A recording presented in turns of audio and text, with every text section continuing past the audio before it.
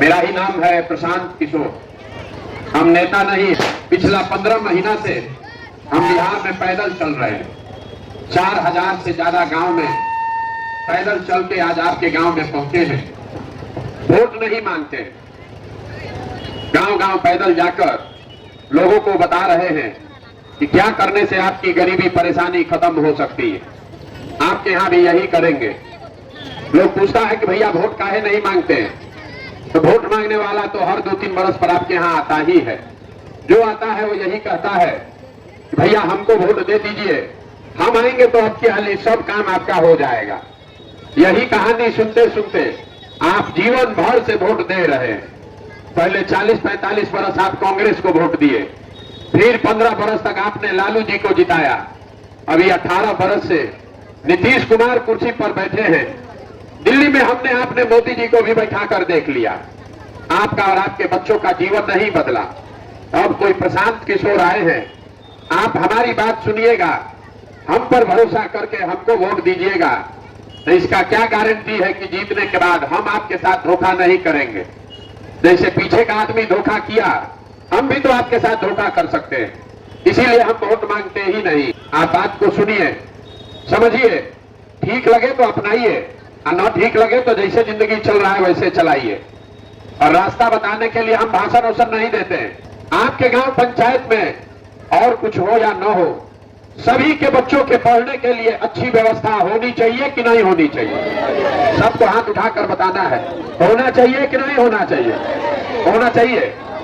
सबने कहा कि ना भैया पढ़ने का व्यवस्था तो होना ही चाहिए। इतना समझ हर आदमी को है, क्योंकि आपको मालूम है कि अगर आपका बाल बच्चा बढ़िया पढ़ लिख जाए, पढ़ लिख के नौकरी रोजगार पा जाए, तो कोई मुखिया बने, कोई विधायक सांसद बने, कम से कम आपके बच्चों का जीवन सुधर जाएगा। आप में से किसने जीवन में एक बार भी बच्चों के पढ़ाई के लिए वोट दिया है? यहाँ बैठा हुआ हर आदमी जानता है कि अगर यहाँ आपके गांव में फैक्ट्री खुल जाए तो आपके बच्चों को यही रोजगार मिल जाएगा। लेकिन आप में से किसी ने जीवन में फैक्ट्री रोजगार के लिए वोट नहीं दिया। लेकिन आपने कभी धान गेहूं के दाम पर वोट नहीं दिया। तो जब आप पढ़ाई रोजगार फसल के दाम के लिए वोटें नहीं देते हैं तो वो आपको मिलेगा कैसे? अब कोई खड़ा होकर कहेगा, ए भैया किसको वोट दिया जाए, बिहार में तो कोनो विकल्प नहीं है, इसका क्या गारंटी है कि रोजगार के लिए वोट देंगे तो रोजगार मिलेगा? बिल्कुल इसका गारंटी है, लिख कर ले लीजिए। वोट जिसको देना है दे दीजिए, लेकिन अगर रोजगार पढ़ाई के लिए वोट देंगे तो मिलेगा ही मिलेगा, नहीं मिलेगा तो हमारा गर्दन पकड़ लीजिएगा। जरा सोच के बताइए, अभी तक जीवन में आपने जिस दल को, जिस नेता को भी वोट दिया, उन नेताओं ने आपका काम किया है कि नहीं किया है? सबको उठा के हाथवा बोलना है, बिना बोले नहीं बुझाएगा। नेताओं ने आपका काम किया है कि नहीं किया है? नहीं किया है, नहीं किया है। पूरे बिहार में आपके गांव पंचायत में भी बहुत सारे लोगों ने 5 किलो अनाज के लालच में मोदी जी को, भाजपा को वोट दिया है। तो बिहार में चाहे जितना चोरी भ्रष्टाचार है, 1 किलो चोरी करके 4 किलो अनाज यहाँ के गरीब को मिल रहा है कि नहीं मिल रहा है? सबको बोलना है रे भाई, 4 किलो अनाज मिल रहा है कि नहीं मिल रहा है? आपने, हमने वोट दिया हिंदू मुसलमान बन के अयोध्या में राम मंदिर बनाने के लिए, तो आपके गांव में नाली गली नहीं बना, स्कूल अस्पताल फैक्ट्री नहीं लगा, लेकिन अयोध्या में राम मंदिर बन रहा है कि नहीं बन रहा है? आपने, हमने वोट दिया नीतीश कुमार को बिहार में बिजली का दशा सुधारने के लिए, तो इसी बिहार में बिजली का बिल 2000 आए चाहे 6000, घरे घरे बिजली आया है कि नहीं आया है? आपने, हमने वोट दिया सिलेंडर के लालच में मोदी जी को, तो सिलेंडर का दाम 1000 हो 1200, घरे घरे सिलेंडर बटा है कि नहीं बटा है? आपने, हमने वोट दिया जात के नाम पर अपने जात के नेता को, तो आपके बच्चे का पढ़ाई रोजगार का कोई बात करे चाहे मत करे, जात का बात और जात का गिनती पूरा बिहार में घरे घरे हुआ है कि नहीं हुआ है? बोलिए, हुआ है कि नहीं हुआ है?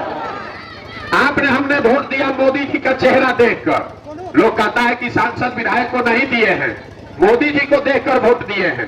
तो सांसद विधायक 5 बरिस अपना मुंह नहीं दिखाया, लेकिन मोदी जी अपना चमकता हुआ चेहरा रोज सुबह शाम टीवी पर, मोबाइल पर, अखबार पर दिखा रहे हैं कि नहीं दिखा रहे हैं?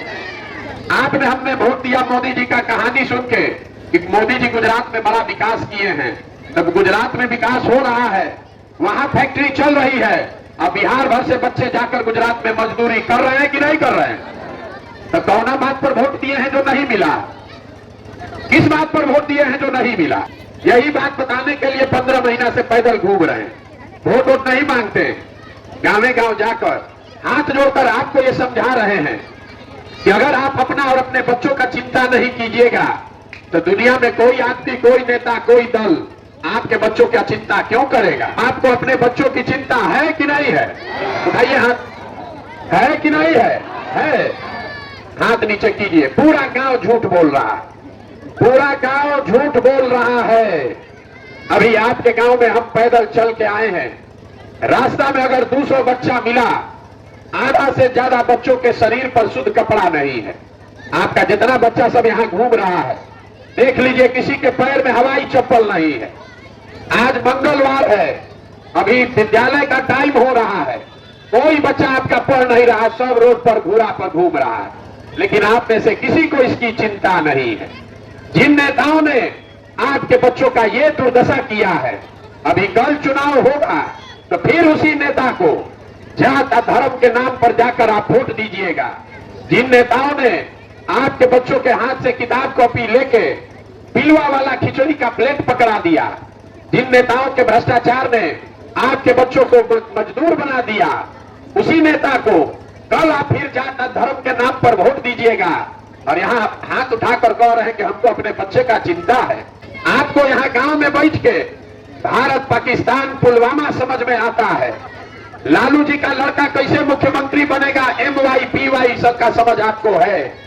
गांव में बैठे बैठे मोदी जी का सीना 56 इंच का है कि 58 इंच का, ये भी लोगों को दूरबीने से दिख रहा है। खाली अपने बच्चों की बर्बादी और दुर्दशा नहीं दिख रही है। तो आप नहीं भोगिएगा, आपका बच्चा नहीं भोगेगा तो कौन भोगेगा? यही बात बताने के लिए घूम रहे हैं। बिहार में आदमी को कोई अपने बच्चों की चिंता नहीं है। 5 बरस बैठ के गाना गाता है, ए भैया सड़क नहीं है, ए भैया पढ़ाई नहीं है, ए भैया रोजगार नहीं है, बड़ा भ्रष्टाचार है। अब कल वोट देने जाएगा तो ये सब बात भुला जाएगा। वोट के दिन अपना जात दिखेगा, हिंदू मुसलमान दिखेगा, लालू के डर से भाजपा, भाजपा के डर से लालू दिखेंगे, अपने बच्चों की बर्बादी नहीं दिखेगी। इसीलिए ये दुर्दशा है, इसीलिए पैदल चल रहे हैं, आपको हाथ जोड़ रहे हैं, वोट नहीं मांग रहे हैं, हाथ जोड़कर आपको ये समझा रहे हैं। मेरे भाई, आपका हमारा तो आधा से ज्यादा जिंदगी बीत गया। हमारा उम्र है 45 साल, आधा से ज्यादा जिंदगी तो हमारा बीत गया। अभी से भी जगिए, आंख खोलिए, अपने लिए नहीं तो कम से कम अपने बच्चों के लिए संभलिए। न संभलिएगा, जाति धर्म नाली गली पर वोट देते रहिएगा। तो लिख कर रखिए, जिस गरीबी बदहाली में आपका जिंदगी बीता है, इसी गरीबी बदहाली में आपके हमारे बच्चों को भी जीना पड़ेगा।